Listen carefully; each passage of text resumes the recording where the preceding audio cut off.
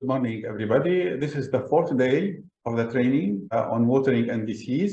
So we will start presenting module number 4. I will share my screen.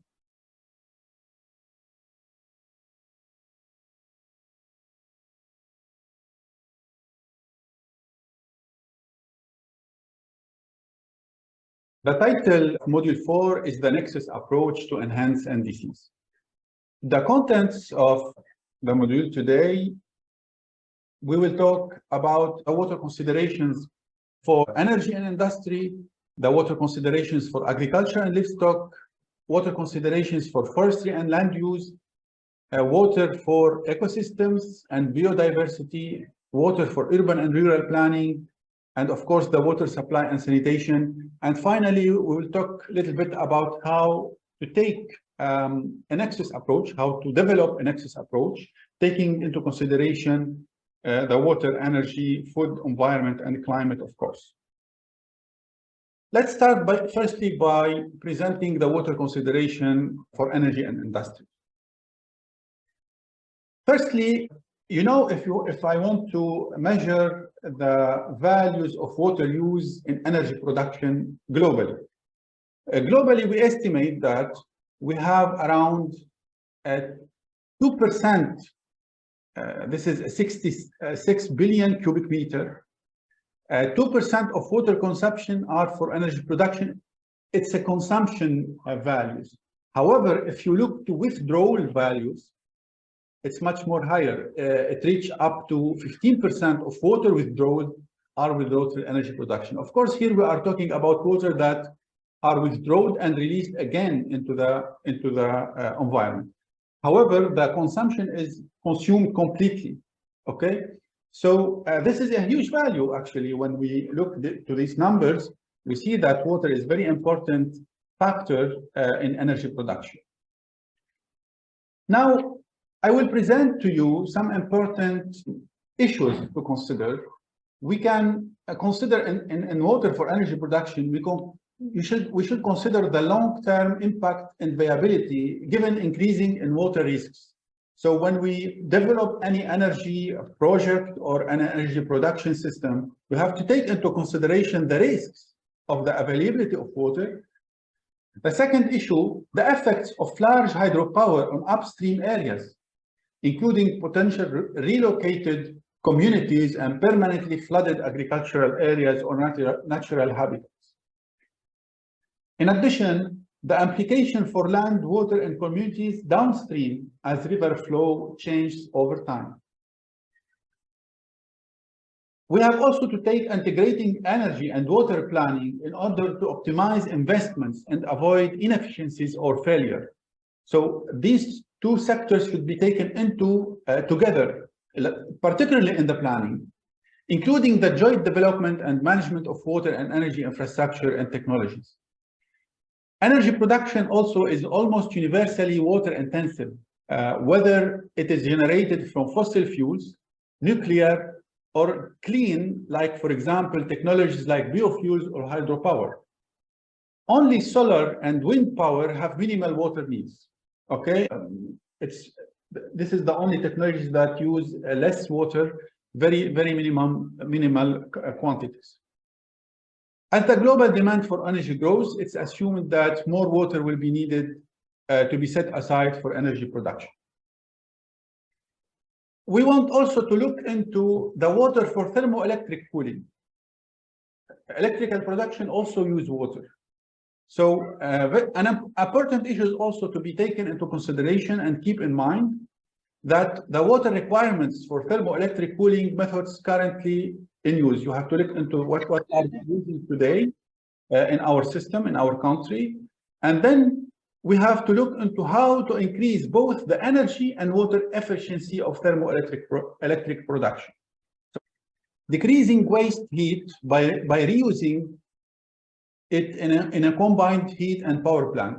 Actually, the residual heat from the energy production or thermoelectric production should be also looked to other alternatives to use these heats. This is in terms of optimizing the production system, and also this would be very beneficial for efficiency of the energy system.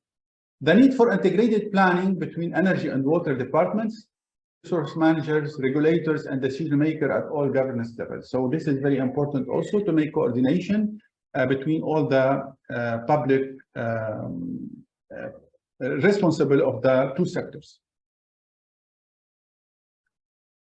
Also, we can make energy needs for water production, treatment, and transfer. This is the other side. We are talking from energy to water, managing demand and reducing energy requirements for water through adequate metering and pricing, or upgrading old networks. We have to look into if we are taking careful consideration of impacts on vulnerable groups, co-production of clean water and energy generation, such as using anaerobic digestion of sewer sludge in wastewater treatment, the scale of energy needs of the desalination facilities and the potential deployment of solar power to power the plant, assigning value to wastewater byproducts, fertilizer production, biogas production, as we mentioned in the first session. If you remember, we present an example how to calculate the biogas production from wastewater treatment, and of course, implementing gray water reuse and recycling. So now, if I want also to take some values, some estimate of the energy use in water sector, we can find that the total water use, it's around 6% of energy consumption globally. Also, this is an important value or an important ratio of energy use in the water sector. So from these values, you can see that these two sectors are deeply interconnected, and they affect each other in the production systems. So let's take also for industrial processes, how water is important for industrial processes. Of course, we can take some important issues like, for example, treating industrial wastewater to reduce greenhouse gas emissions. So we have to highlight the importance of the industries to treat their wastewater, and also improving water quality and potentially providing clean energy to industrial facilities. Opportunities to improve the efficiency of water use, or otherwise reduce the demand of water in industrial processes. Also, this is an important factor. Retrofitting existing industrial facilities, or planning and setting new facilities that are designed to be both climate and water smart. As a takeaway messages for water consideration for energy and industry, we can say some couple of messages. Promote water use efficiency, use renewable energy, implement water conservation measures, enhance water energy nexus planning, implement energy efficient measures, improve water management, promote circular economy. Now let's move to another section. It's the water consideration for agriculture and livestock. The challenges in this type of interconnection: first, there is a challenge to adapt existing modes of production to deal with higher incidence of water scarcity and water excess. So we have climate change could impact the water in terms of scarcity or excess. So we have to take into consideration both sides of these effects, of these climate effects on water. Second, the challenge to respond to the policy drivers to decarbonize agriculture through climate mitigation measures that reduce greenhouse gas emissions and enhance water availability. Of course, we can think about two main avenues for agriculture in terms of mitigation. We can think about carbon sequestration through biomass accumulation above and below the ground. We can think also about emission reduction through land and water management, including adoption of renewable energy inputs such as solar pumping. In terms of also in terms of agronomic practice to mitigate the emission of greenhouse gas emissions is linked primarily to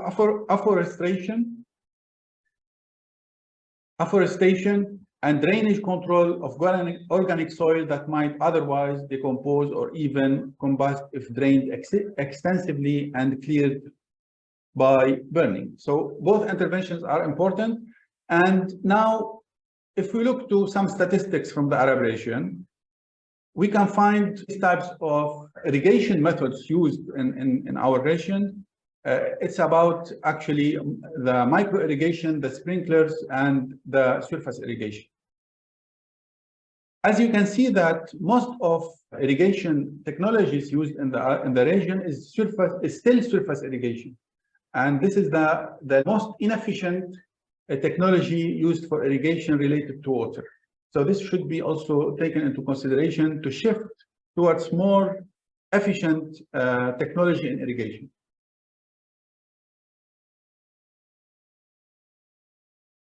Important issues to consider for land use, cropping, and soil health. We can think about improving agricultural soil health to retain soil moisture. Of course, we are taking the water into consideration in these types of activities. So improving agricultural soil health to retain soil moisture, for example, by increasing the cover crops and conserving and low no-TH processes. Increasing capacity for surface water storage to increase resilience of rain-fed agriculture. The short, medium, and long-term trade-offs between opening new lands to agriculture production and maintaining current ecosystems and the services they provide. Also, sustainable water management, like efficient irrigation and drainage system, wastewater recycling and reuse, basin management, rainwater harvesting, and integrated water resources management. In addition to that, we have to look into selection of crops that might be able to better tolerate changes to water availability or extreme events and provide the same or increased level of nutrition or economic benefits. In relation to the grazing and livestock, we can think about water in these types of activities that the trade-offs between opening new lands to grazing and maintaining current ecosystems and the benefits they provide, including mitigation opportunities. So we have to look how do these land uses impact water and carbon budgets. Another issue that the fodder production for stall-fed livestock production, including the potential for controlled reuse of wastewater by linking to smart sanitation systems. Important concept that exists to reduce the water use in agriculture in general and also fodder production is the deficit irrigation. To design a deficit irrigation system, we can use AquaCrop. And AquaCrop, it's a software freely available from FAO. So you can download it and use it. It's very useful for design irrigation system for any agricultural activity. And I encourage you to download this software and to see what are the potential of this software in for your applications in agriculture. This is the link. Let me show you that this is the link to download the software and all the manual needed. FAO provide a set of training activities on using this software.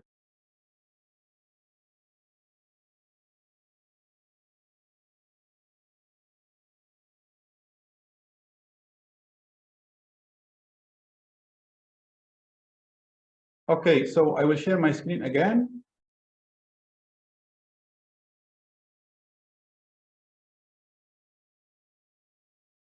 This is the page that I opened. It's the page from FAO website. So here you can download the standard AquaCrop program. You can click on this link here. So you can get the last version of this software. And in addition to that, here you can find reference manuals for this software. So let's back to the presentation now.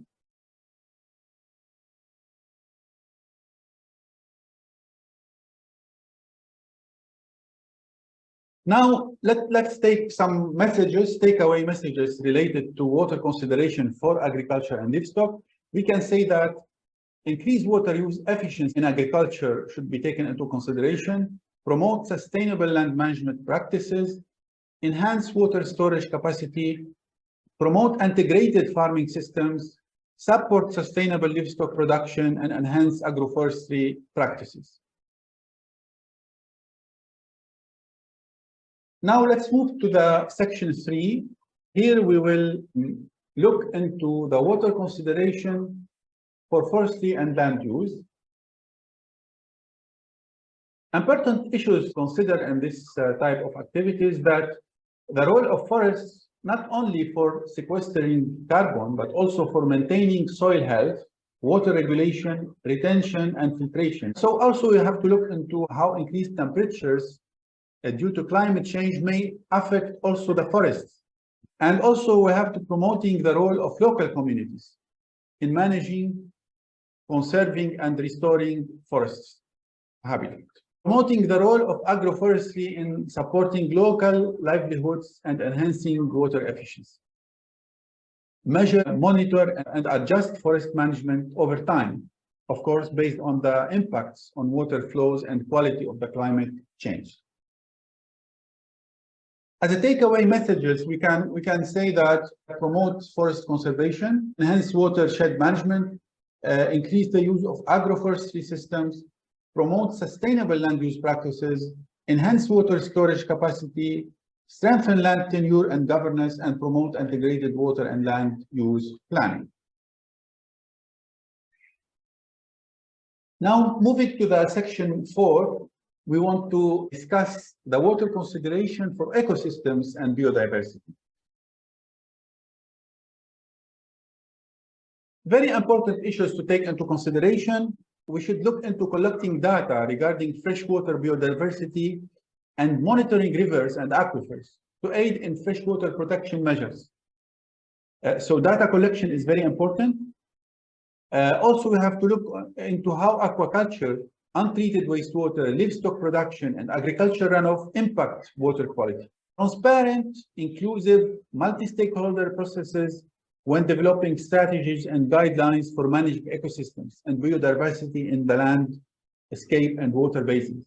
This is very important. We have to take into consideration the opinions and the feedback and comments of all the stakeholders, and this would be very beneficial to the sustainable of these ecosystems.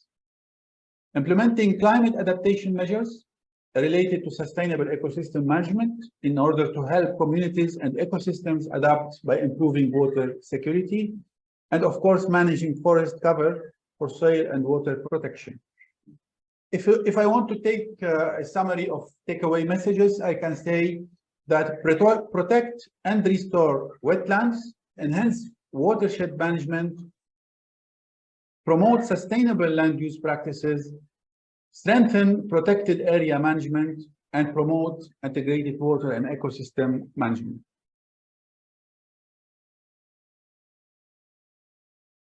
Now, let us see how the water considerations are useful for urban and rural planning.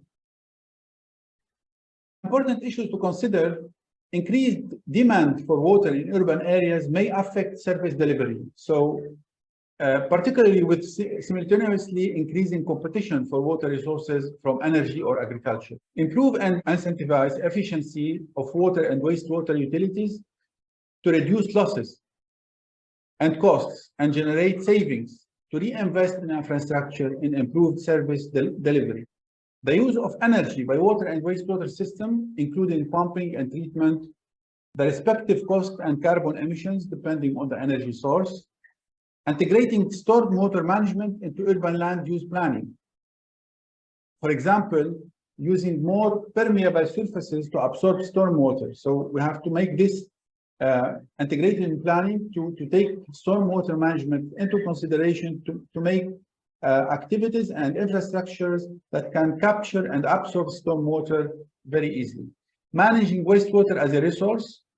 It can also be used as an opportunity for biogas production and nutrient recovery, which can offset greenhouse gas emission and provide a new source of nutrient for fertilizers.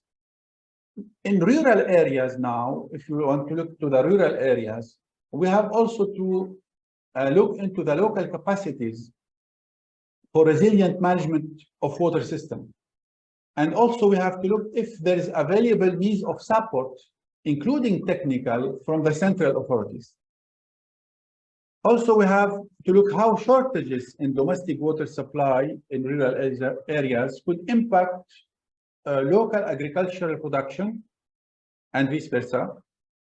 Available measures to support rural productions in case of natural hazards events, such as prolonged drought or regular flooding, social support mechanism, or direct transfers that can reduce the vulnerability of rural communities in the face of prolonged droughts or increasingly intense flash floods, managing water demand and efficiency, especially water losses for irrigation and the potential for rainwater harvesting, and treatment to supplement water supply. Takeaway messages from water consideration for urban and rural planning. We can say that integrated water management into urban and rural planning, use natural-based solutions, implement water-sensitive urban design, promote water conservation, increase public awareness and participation, and develop water infrastructure.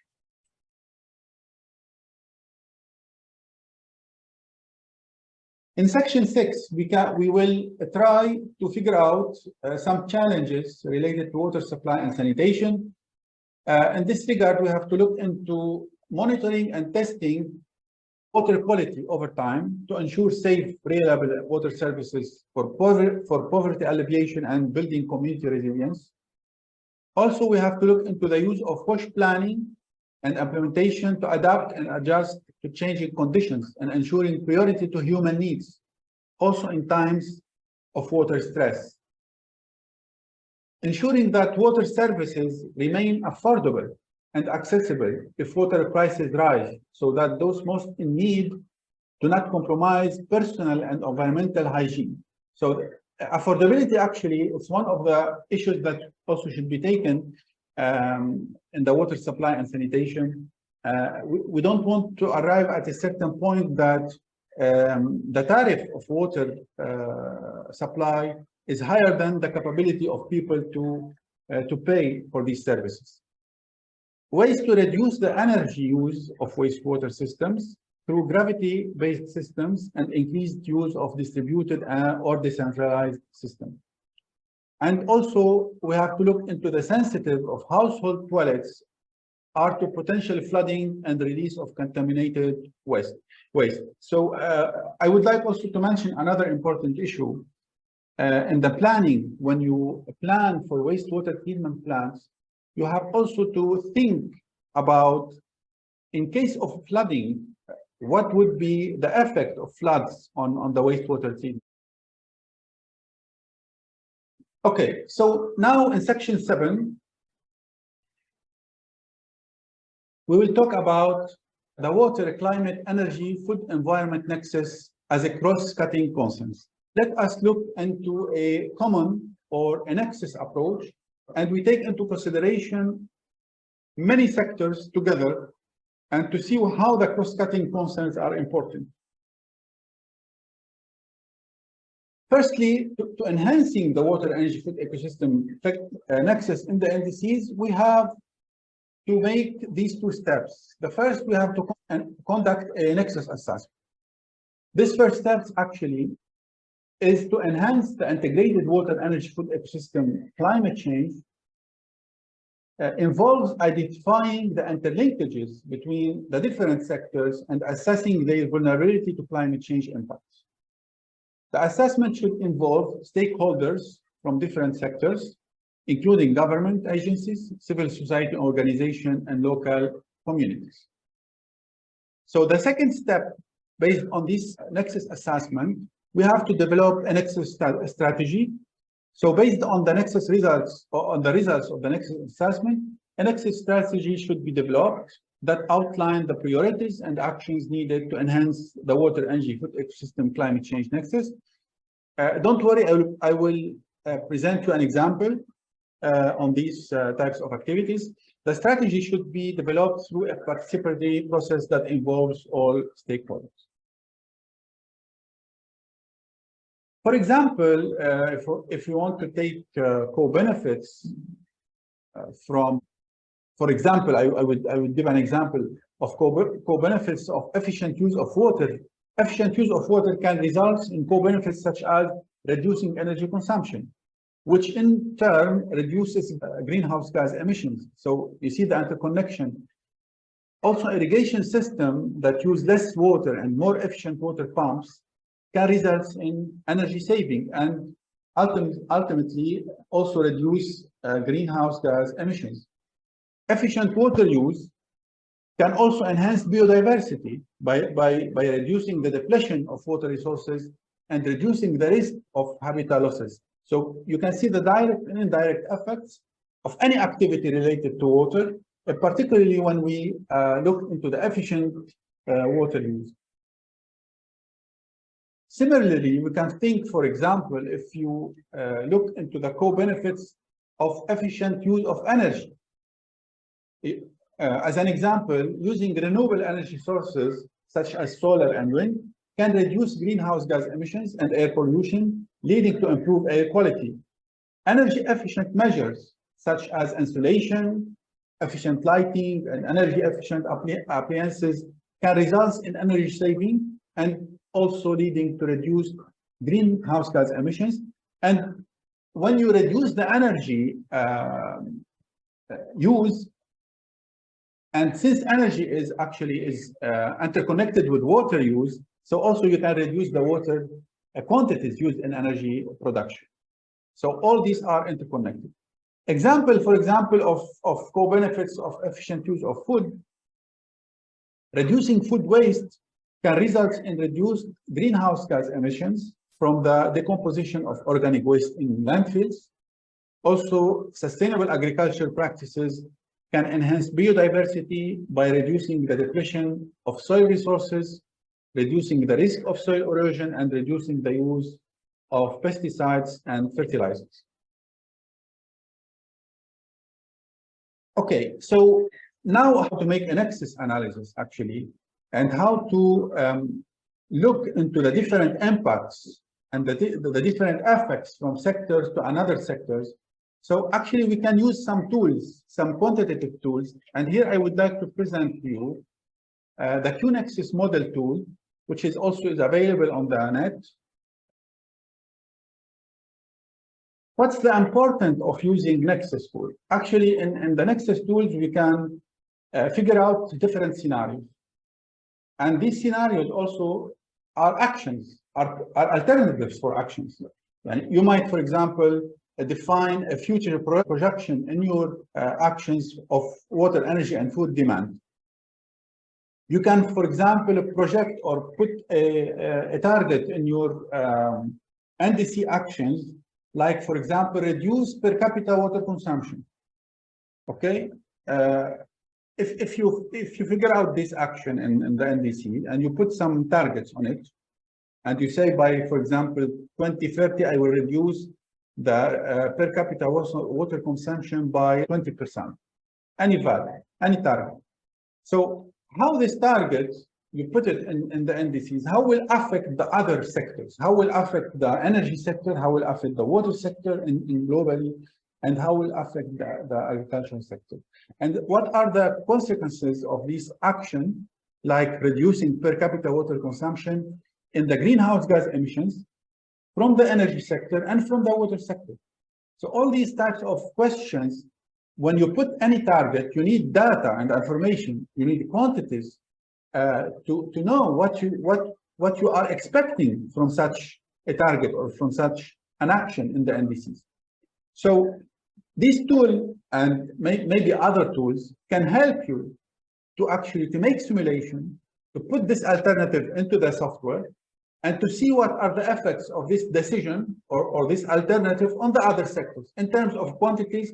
And later on, you can calculate the greenhouse gas emissions reduced, and also you can calculate the cost needed, and you can calculate also the effects on biodiversity and environment.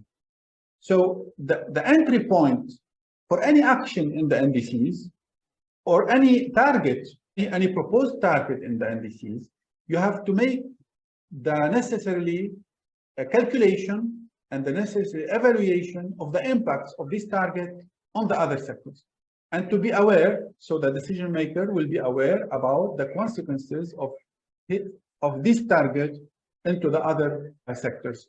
Okay, so this is the actually the useful thing that we can take from using software. And the QNexus is one of the tools that can help actually in making these simulations for you and getting the results and putting these results into the hand of the policymaker, and to tell the policymaker, look, if you take this alternative, you will have these consequences and these values from your decision.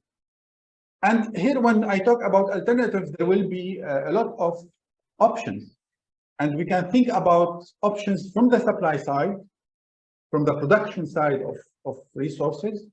And also we can think about options from the demand side or the use side of the resources. For example, we can look about, in addition to reduce per capita water, we can reduce losses in the sectors in water, energy, and food. We can introduce or simulate the increasing of water recycling and reuse, what will happen later on. We can, for example, take options like making trade or import-exports for water, energy, and food. What are the impacts? Also, you can take impact of climate change. So, and this is very important feature for the NDCs. When you want to simulate the impact of climate change, 2030, for example, you have to look into how this 2030, let's say, circumstances will impact the actual the resources, your resources, in terms of use and in terms of production. So this impacts also could be integrated in the software or in the tool to take advantage of calculation and to take advantage of how this would impact the other sectors. So based on the simulation, the software will tell you how much water you need based on your alternatives, how much energy you will need, and how much food you will need, and what are the cost estimates for these. Based on the quantities, of course, we can estimate cost. We can estimate the greenhouse gas emissions. We can estimate the brine discharge from desalination, for example, and this is an impact to environment when you use desalination in water production. So you can also evaluate, calculate this discharge, and you have many other actually criteria that you can take it into consideration. And finally, you will present for policymaking that this scenario or this target that you want to take in the future and to put in the NDCs, this type of targets, this type of alternatives will have these consequences on all the sectors, and in terms of greenhouse gas emissions, in terms of cost, in terms of impact to the environment. And all these criteria are useful actually to implement and to develop later on these actions. Let me give you a case study. We did it recently in a thesis with the Arab Gulf University, a PhD actually thesis. We make a simulation of different scenarios using the QNexus tool. We make a simulation for different scenarios related to water, food, and energy. And these scenarios actually could be fit into an NDC or into national targets.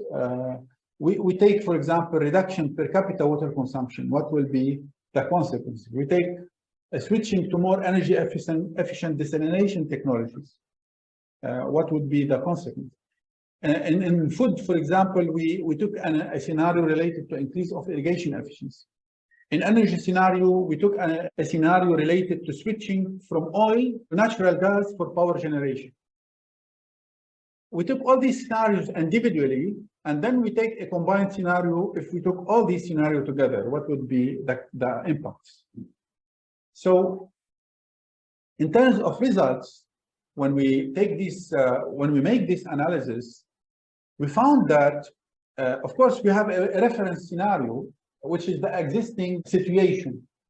And when we compared all these alternatives and scenarios that we simulate using the QNexus tool, we found these results. We found that the reduction per capita scenario, the reduction per capita water consumption scenario, has the most effects, positive effects, or benefit effects on all the criteria that we set. For example, it will reduce 40% the total water demand. It will reduce, of course, when you reduce this will have a consequence on greenhouse gas emissions that we will see later on. Also, it will reduce 40% the energy demand. It will reduce the cost of production. It will reduce the cost of fuel used in energy production. Also, it will reduce the emissions from desalination about 45%. And the discharge of brine is reduced around 45%. As you can see, all these impacts, the decision maker could not be aware of it if you didn't make this analysis. If you don't take this quantitative analysis and to implement these types of analysis, the decision maker will be not aware. Among all these alternatives, it's obvious that this reduction of per capita water consumption scenario in situation like Kuwait, which is rely mainly on desalination for water, it's really the most effective scenario that will reduce the cost and that will reduce the greenhouse gas emissions and will enhance the performance of the country in terms of mitigation and adaptation.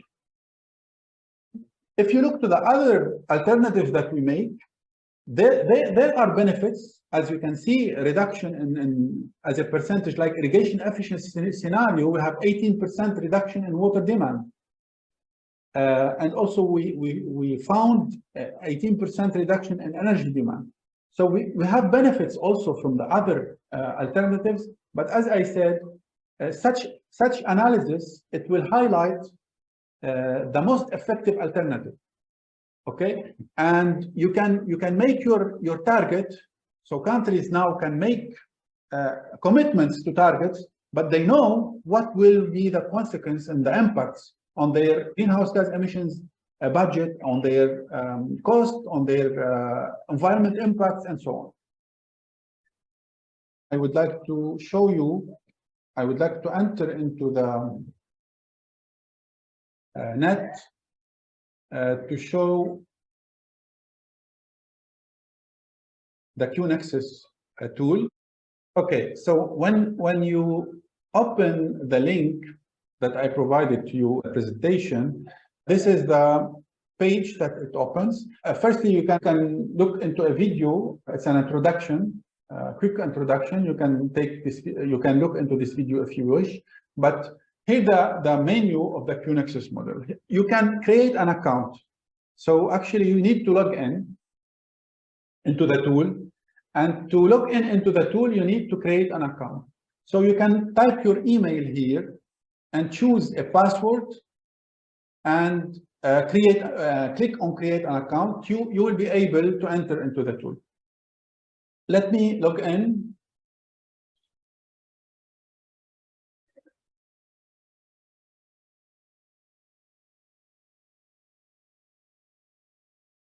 So once I logged in the tool, there is an important feature that I also would like to mention here. If you are a team, not a person, and you are a team from different sectors, and you want to work on the same project, okay? For example, you want to work on the NDCs of your country, and you are from water sector, you are from energy sector, there's different persons that are from different sectors.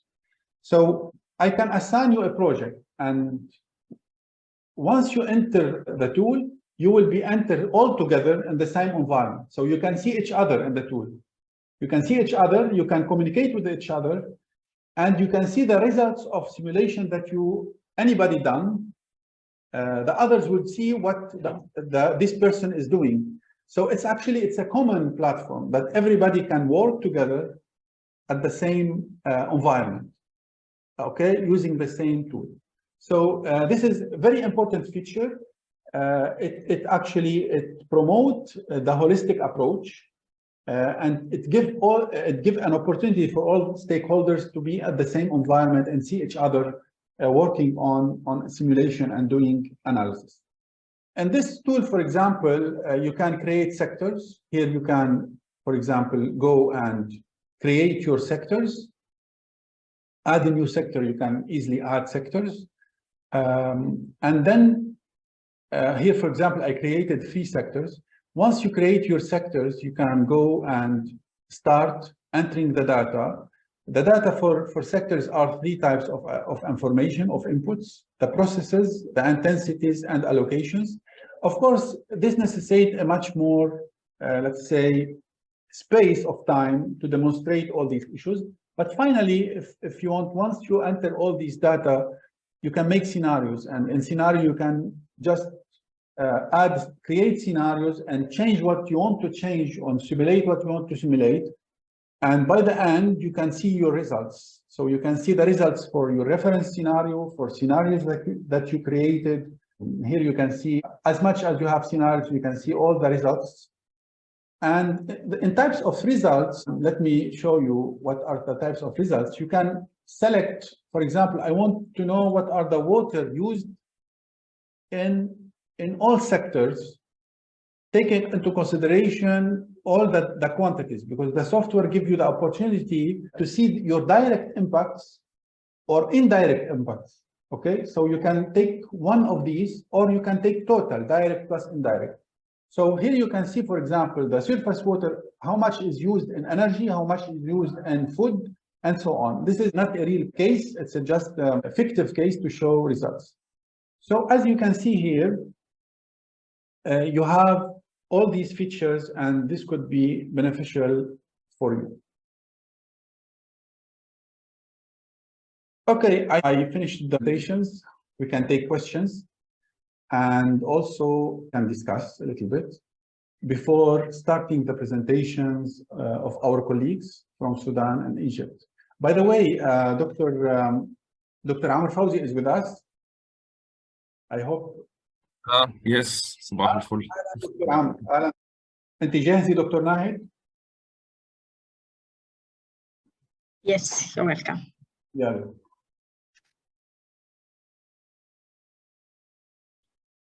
دكتور ناهد.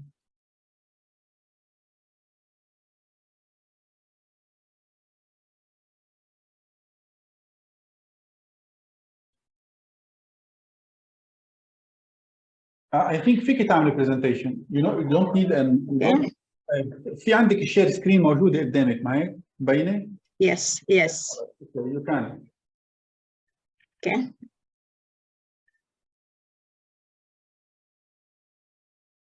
ظهرت الشير تبعي؟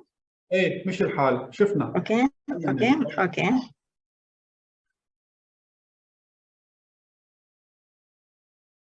Good morning, everybody. I'm Nahid Abdul Rasool from the Ministry of Irrigation and Water Resources. I am hydrologist and environmentalist. I'm very glad to share my overview on the Sudan NDCs update report on this regional training session. Now, the Sudan vision on NDCs is committed to Paris Agreement by contributing effectively to limit the warming to 1.5 degrees centigrade.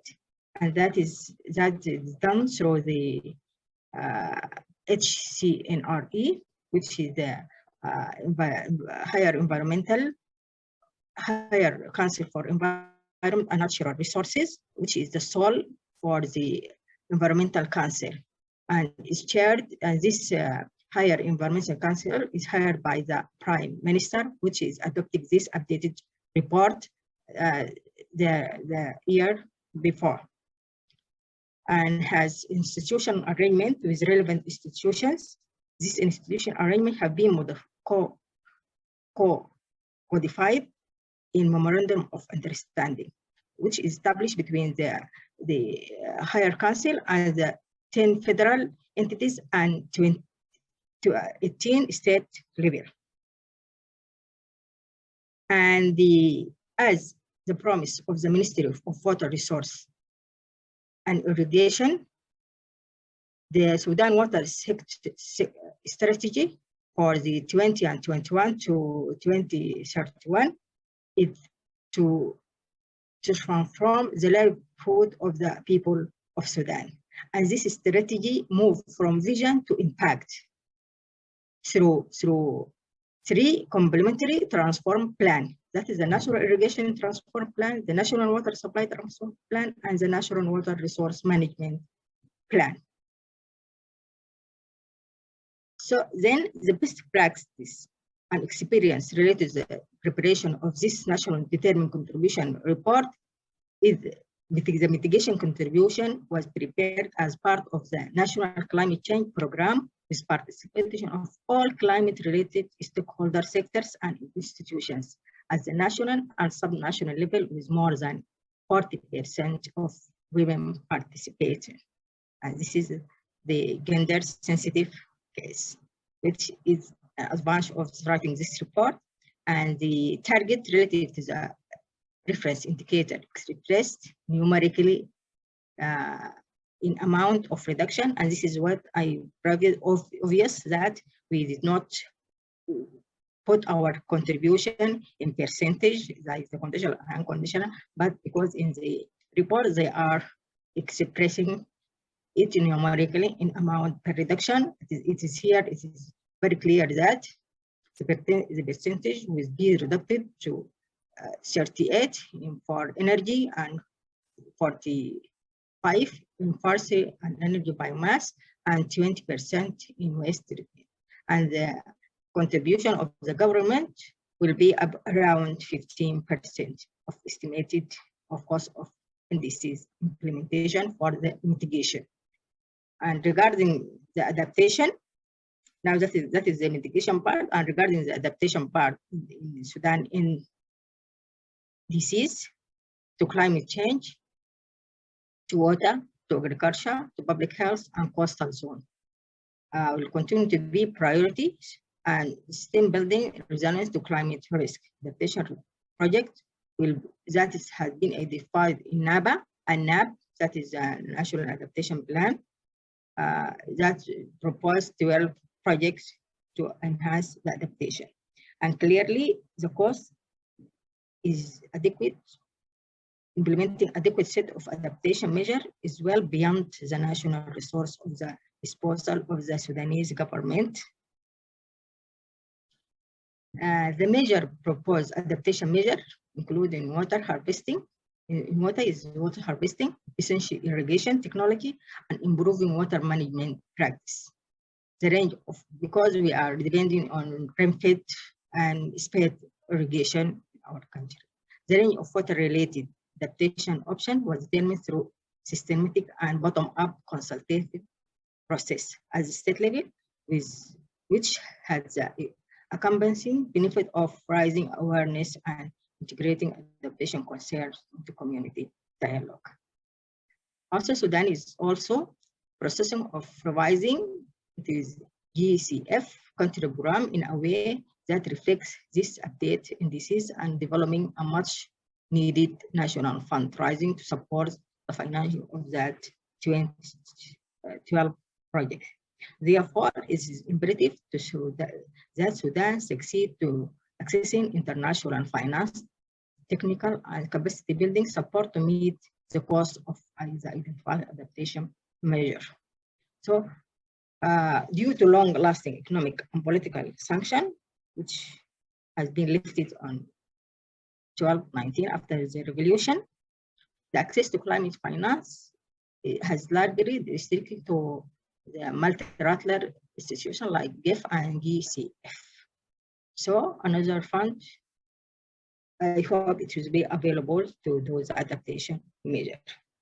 The update contribution are also ambitious compared to the 12-15 INDCs and are in line with the development in the National Development Objective Priorities circumstances. So my recommendation is for our country is to take advantage of moving to the blue economy, which has been raised by the Minister of Finance. so that we can work closely with each other related to the Nexus, as you mentioned here, to adapt and mitigate the climate risk because of our limited financial resource. For the Arab region, we know environment does not know border, so we had to work closer and collaborate together to reduce the effect, as in COP 27 has delivered a historic decision establishing a fund to address loss and damage. And now there is a chance in the UN summit in 2033 conference, which is called for volunteer commitments. That will comprise one of the outcomes of the conference, and that will be after it is a volunteer commitment, but it can go into adopting for the regional Bureau of Science for the Arab state.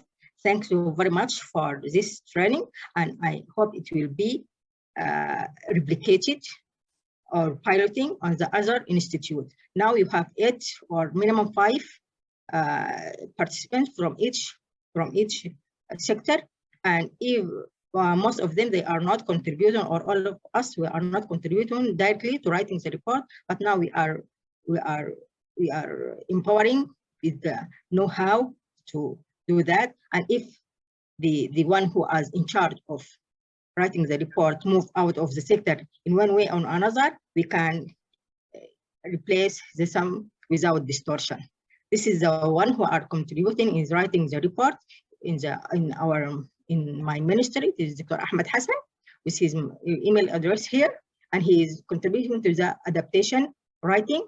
And the one who is focal point is a HCERN. It is Mrs. Rahab, but I didn't find her email now. But I contact our training. They will contact them, and maybe on Monday they will be with us on the session. And this will bring us to the end of. And I hope this hard effort, which had been done with those who are writing the report in 5 years, I managed to put a little highlight on this 5 minutes. Thank you very much. Shukran. Thank you, Dr. Nahed. Really, I would like to thank you for this interesting presentation and in a short time. Okay, so we have to know that we give you very, very short time to prepare this presentation, and it's very actually full of interesting information. And by the way, thank you also for highlighting the importance of this training and recommend it to be also delivered for other stakeholders and persons in your country. There is a comment from Dr. Mann. Is it possible for the persons that they are sharing presentations today to give us the PDF to share with all other participants? Is there any problem with that? If so, please send the PDF to Wala at UNESCO, and we can share it to all the participants later on. Okay, thank you. Could you please unshare the screen, stop sharing? Yeah. Okay. Yes. Any question for Dr. Nahed before starting the second presentation from Dr. Amr? Dr. Amr, you have the floor. Please go ahead. You have 10 minutes.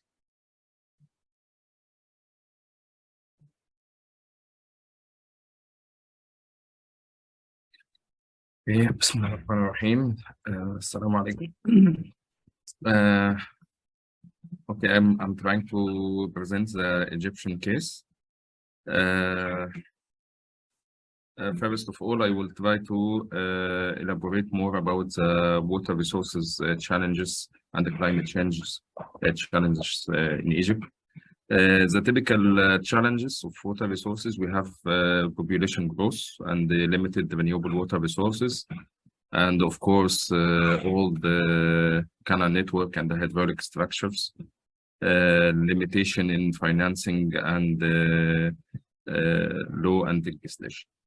For the climate change, we have surrounded with climate change challenges. The most important coming from the south, from the Nile, upstream the Nile, because it's our main water resources in Egypt. So any climate changes effects, even positive or negative, will affect Egypt directly, and Sudan, of course. We have also challenges from the north. We have sea level rise from the Mediterranean Sea, and also we are subjected for losing a lot of lands in the northern coast due to the sea level rise.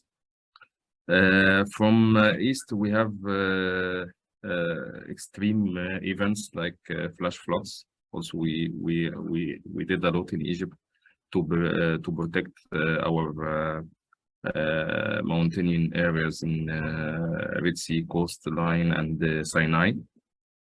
From the west, we used to receive heat waves, and this affects the crop production.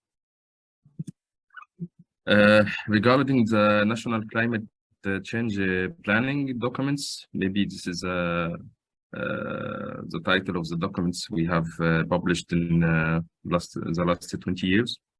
The last one is the first updated NDCs. Also, the most interesting one is the 2013. This is the climate change adaptation strategy. We have adopted it here in Ministry of Water Resources and Irrigation, and we are trying to update it right now. Of course, Egypt, the water sector in Egypt is mostly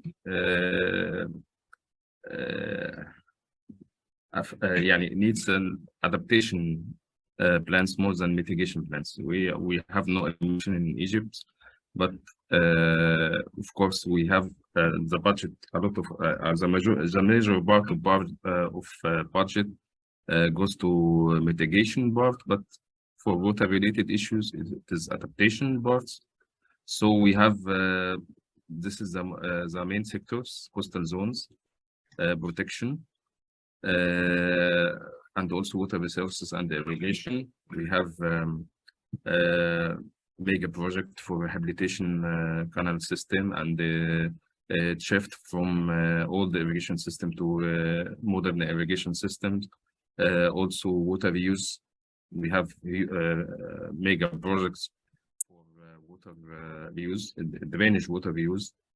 Also, we have projects with Nile Basin countries to share a common vision and help each other to reduce water evaporation and increase the Nile River capacity. Also, we have projects in Egypt to improve people awareness and make water use rationalization. For the agriculture sectors, we try our best to improve our productivity and make count of each water use and save water quality from degradation. For our NDCs, the updated NDCs, we have this. I tried to summarize a bit information. We have the total budget. I think this is planned for 2050. We have adaptation projects with total cost is 50 billion, and we have mitigation projects is like 196 billion US dollars. This is example from the water resources key adaptation projects. And I will try to show you some picture from the reality. We have desalination and using solar energy. We have natural protection of Rosetta shoreline using sand motor. And we have a rehabilitation project and scaling up solar pumping for irrigation and improve irrigation. And this is a cross-cutting issue of projects with adaptation and mitigation measures. This is the first item, I think, water resources and irrigation. This is example for the canal rehabilitation. We have a plan to rehabilitate like 20,000 kilometers. And this is we are already implementing this project now. This is the phase 1, and it's a long-term process, of course. And this is what Dr. Bishri mentioned. This is Bahr al-Baqar treatment plant. This is where we are using the drainage water. We are retreat the drainage water to make use of this water recycling and make it available for new cultivated land in Sinai. This is the capacity of this station is maybe 5 million cubic meter every day, and this is a huge investment. And also we have a lot of interesting activities to use make use of the sludge and monitor and control the salinity of water and mix it with fresh water from Sinai. For agriculture, mainly we are talking about improve the irrigation systems from the old lands to modernize on-farm practices and they use the smart irrigation. And this is the picture. We have also huge projects with EU and other international partners to change the irrigation systems from old system to new modern irrigation systems. Of course, it costs a lot, and this is important for the simple farmers to change from the traditional method to new methods, and the country here provide the fund and the investment financial instruments to help small farmers to transfer. We have also coastal zone management. We have a huge project with EU and the green funds to rehabilitate the coastal zone area, especially in the Mediterranean Sea, close to Alexandria and Rashid, or Rosetta branch. And we are adopting a new technology or new natural-based solution and low-cost methods, and depending on the local people there to provide a solution for the problem in the coastline. As you can see here, this is a sand trap where we can prevent the seawater from entering to the land and eat more land from our fertile land in the delta. And this is also a protection for the cities and where people live in Dumyata and the Kafr Sheikh area. So the country provide this protection, and it costs a lot of money. Also, this is in Alexandria. If someone visited the Citadel Qalat Qaitbay, this is a famous place in Alexandria. This is a kind of protection we have made in past years. Also, we have other problem to deal with this flash flood. It's also cost a lot of money to protect cities like Sharm el-Sheikh and Dahab in Sinai, and also another places in Red Sea shoreline. We have invested a lot of money to protect the infrastructure and also to collect and harvest water for small cultivation around this area. So this is a quick suggestion from our team here to improve our NDCs, our updated NDCs. I think we have to improve water quality issues in the NDCs here in Egypt. Also, we will have to make focus for groundwater development and also water, energy, food nexus approach. Also, as Dr. Bishr mentioned, COP27 in Egypt was very successful event. We succeeded to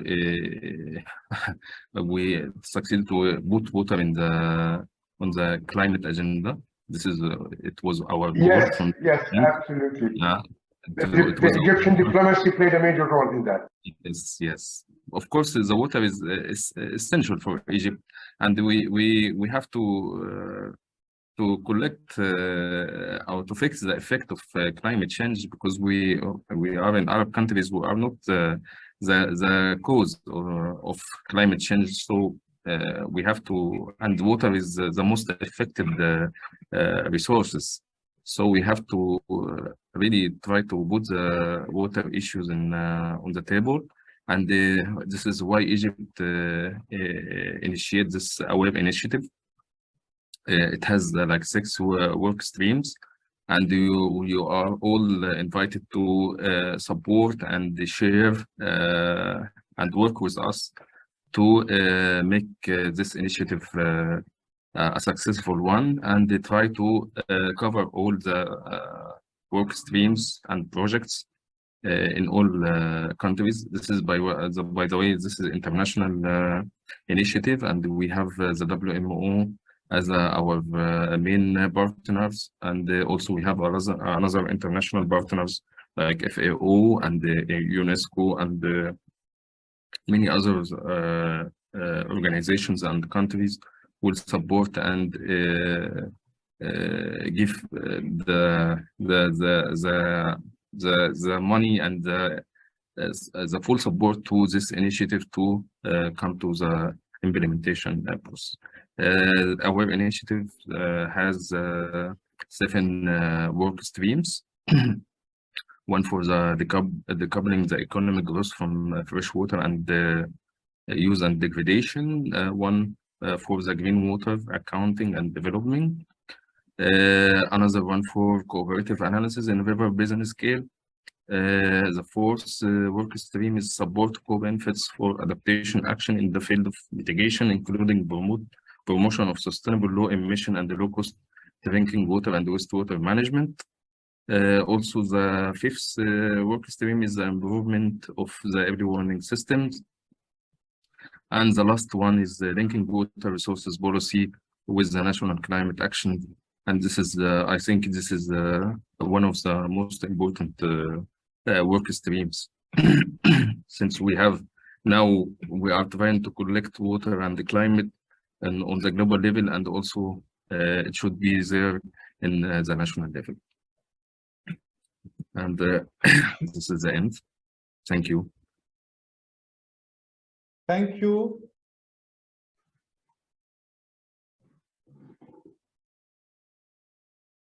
Thank you, Dr. Amr. Really, I would like to thank you because for your informative and rich in content presentation.